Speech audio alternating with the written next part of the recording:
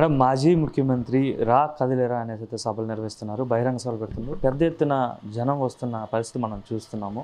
అయితే ఆ సభలో ఆయన మాట్లాడుతూ మందుబాబులకి అయితే ఒక గుడ్ న్యూస్ చెప్పారు. తక్కువ రేట్లకి నాణ్యమైన మద్యాన్ని అయితే అందిస్తామని చెప్తున్నారు మేడం. అట్లాంటివి చెప్పుకోపోతే ఇంకెట్లాంటివి చెప్పుకుంటాడు ఆయన? 2014 నుంచి 19లో మనం చూసాం కదా, మద్యం ఏర్లై పారింది. రెండోది, బీర్ని హెల్త్ డ్రింక్గా ప్రమోట్ చేసినటువంటి గొప్ప మహానేత ఎవరైనా ఉన్నారు అంటే అది చంద్రబాబు నాయుడు గారే కదా. ఆయన హయాంలో ఎన్నో అద్భుతాలు జరిగినాయి. బీర్ని హెల్త్ డ్రింక్ అన్నారు. అలాగే సందుకో బెల్ట్ దుకాణం పెట్టారు. అది గుడి లేదు, బడి లేదు, ఒక పద్ధతి లేదు, ఒక పాడు లేదు, ఒక రూల్స్ అండ్ రెగ్యులేషన్స్ లేవు. మరి ఎటువంటి పర్మిషన్స్ కూడా లేకుండా అత్యద్భుతంగా మద్యం అమ్మగలిగినటువంటి సామర్థ్యం వాళ్ళ టైంలోనే జరిగింది. సిగ్గు లేకుండా ఆ టైంలో కూడా మనం ఒంట్లో బాగోక లేకపోతే పొద్దున్నుంచి కష్టపడి సాయంత్రం ఆ కష్టాన్ని మర్చిపోయి ఒక క్వార్టరో ఒక 90యో వేసి పడుకుందాము అంటే అదేంటి కరెంటు షాక్ కొడుతోంది. జగన్మోహన్ రెడ్డి చెప్పింది అదేగా. మద్యాన్ని పట్టుకోవాలి అంటే ప్రజలకి కరెంటు షాక్ తగలాలి. అలాగే చేస్తాను అన్నాడు, అలాగే చేశాడు. అందులో ఇబ్బంది ఏముంది? ఇతనికి లాగా రాగానే 40,000 బెల్ట్ షాపులు రద్దు చేశాడు. నీకంత గట్స్ ఉన్నాయా? మళ్ళీ సిగ్గు లేకుండా నిజంగా మళ్ళా మందుబాబుల్ని ఇంకా తయారవ్వండి, మేము వస్తే మళ్ళీ అమ్మ మహిళలు మీకు ఏడుపులు తప్పవు, మళ్ళీ మేము మీ మగాళ్ళకి బాగా అందుబాటులోకి లిక్కర్ తీసుకొచ్చి మీ సంసారాలను నాశనం చేస్తాం. ఇప్పుడంటే జగన్మోహన్ రెడ్డి గారిని తెలిసినోడు ఎవడు ఒక మాట తోలనాడు. అట్లా పొన్నిలే మన జీవితాలు బాగుపడుతున్నాయి అనుకుంటున్నారు. తెలియనోడు తిట్టుకుంటున్నాడేమో, కానీ వాళ్ళ ఫ్యామిలీస్ ఈరోజు బాగున్నాయి.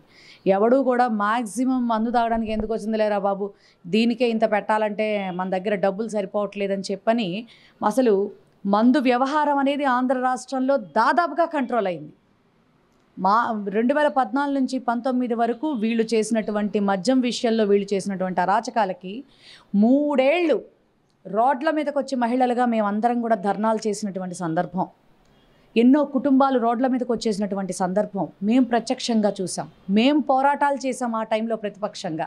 సిగ్గుండాలి చంద్రబాబు నాయుడు గారికి. ఈ రకమైనటువంటి వ్యాఖ్యలు ఆయన వయసుకు తగ్గట్టుగా ఆయన మాట్లాడితే బాగుంటుందనేది నా ఒపీనియన్. నాకు ఇతను ఏం చెప్పినా కూడా ఆంధ్ర రాష్ట్ర ప్రజలు నమ్మే పరిస్థితి అయితే రా కదలరా కాదు, లేకపోతే ఇంకోటి కాదు. అంటే జగన్మోహన్ రెడ్డి తన జే బ్రాండ్స్నే అమ్ముకుంటున్నాడు. మొత్తం ఎక్కడ మద్యం దుకాణాలు చూసినా తన కల్తీ మద్యాన్నే ప్రమోట్ చేస్తున్నాడు. అందువల్ల ఎవరైతే మద్యం తాగుతున్నారో వాళ్ళ ఆరోగ్యాలు పాడవుతున్నాయి, అంత అనారోగ్యం పాడవుతున్నారని అయితే టీడీపీ వాళ్ళు చెప్తున్నారు. అసలు నిజంగా అట్లాంటి పరిస్థితులు వస్తే, నిజంగా అలాంటివి ఏమైనా జరిగితే మహిళలు ఊరుకుంటారా? నీ టైంలో మహిళలు అసలు ప్రతి పల్లెటూళ్ళల్లో కూడా చితకబాదిన సందర్భాలు ఉన్నాయి. దుకాణాలు మూసేయండి అని చితకబాదిన సందర్భాలు ఉన్నాయి అక్కడ ఆ ఏరియాస్లో అమ్మేవాళ్ళని. మరి రోడ్ల మీదకి వచ్చి ఈ మద్యం వద్దు మొర్రో అని నీ టైంలో ధర్నాలు, రాస్తారోకోలు, గొడవలు నిత్యం జరిగిన సందర్భాలు ఉన్నాయి. మరి మా నాయకుడు ఇంకొక 4 నెలల్లో మళ్ళీ పునఃస్థాపించబోతున్నాడు ప్రభుత్వాన్ని. మరి ఇప్పటి వరకు వాళ్ళ ఆరోగ్యాలు పాడైపోతున్నాయని కానీ, లేకపోతే జగన్మోహన్ రెడ్డి గారు తప్పుడు బ్రాండ్స్ ఇస్తున్నారని కానీ ఏ మహిళ అయినా రోడ్డు మీదకి వచ్చి చెప్పిందా? ఎవరు మాట్లాడుతున్నారు? నిజంగా అసలు కుటుంబం అంటే బాధ్యత లేని కొంతమంది ఉంటారు పాపం, దేశోద్ధారకులు.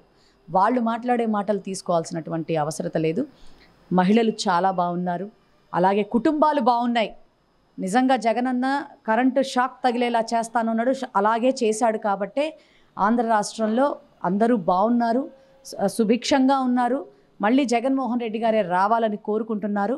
ఖచ్చితంగా ఆయనే వస్తారు. అంటే మహిళల తాలిబొట్లు తెంచే కార్యక్రమంలో జగన్మోహన్ రెడ్డి ఉన్నాడని అంటున్నారు. నీ టైంలో తెగిపోయినాయి. మా టైంలో జగన్మోహన్ రెడ్డి గారు కుటుంబాలని నిలబెడుతున్నాడు, బిడ్డల్ని నిలబెడుతున్నాడు, ఆడవాళ్ళని నిలబెడుతున్నాడు, ఆడవాళ్ళని ఆర్థిక స్వాలంబనతో నిలబెడుతున్నాడు. మీ బిడ్డల చదువులకి నాది బాధ్యత అని చెప్తున్నాడు. మీకు ఒంట్లో బాగోకపోతే మీ వైద్యం నాది బాధ్యత అని చెప్తున్నాడు. ఆరోగ్యశ్రీ 5 లక్షలు ఉండేది కాస్త 25 లక్షలకి విలువ పెంచాడు. మీ ఆరోగ్య భద్రత నాది అని చెప్తున్నాడు. ఆరోగ్య సురక్ష ద్వారా ఇప్పటికి మళ్ళీ రెండో విడత ప్రారంభించి ఆంధ్ర రాష్ట్ర ప్రజల ఆరోగ్య భద్రతకి శ్రీకారం చుట్టాడు. అసలు ఇంత బాధ్యతగా నువ్వు ఏనాడన్నా నీ టైంలో నువ్వు పనిచేసావా? 14 ఏళ్ళు ఎలగబెట్టావు ఉమ్మడి ఆంధ్రప్రదేశ్లో కానీ, మరి విడిపోయిన తర్వాత ఆంధ్రప్రదేశ్ కానీ ఏం చేసావయ్యా? నువ్వు ఏం చేసావని ఈ రోజున ఆంధ్రప్రదేశ్కి వచ్చి కళ్ళబొల్లి మాటలు చెప్తూ ప్రజల్ని మభ్యపెడుతూ, నీకు నిజంగా పదవీ దాహం కాకపోతే నిజంగానే నీకు కొడుకు సమానమైన వాడు 5 సంవత్సరాలలోనే ప్రజలందరి గుండెల్లో సుస్థిర స్థానాన్ని సంపాదించుకున్నాడు. ఇక రాజకీయంగా నాకు ఇక బ్రతుకు లేదు అని చెప్పని ఆయన మీద విషం జమ్మి ఇంకా ఏదో సాధించాలి అనేటటువంటి నీ దిక్కుమాలిన తాపత్రయానికి ప్రజలందరూ కాండ్రించి ఊస్తున్నారు. చంద్రబాబు నాయుడు గారు, మిమ్మల్ని మీరు ఒక్కసారి నీ వయసుకు తగ్గట్టుగా నువ్వు ప్రవర్తిస్తున్నావా లేదా అనేది క్వశ్చన్ చేసుకోవాలని చెప్పని నేను గౌరవంగా నీకు సలహా చెప్తా ఉన్నాను.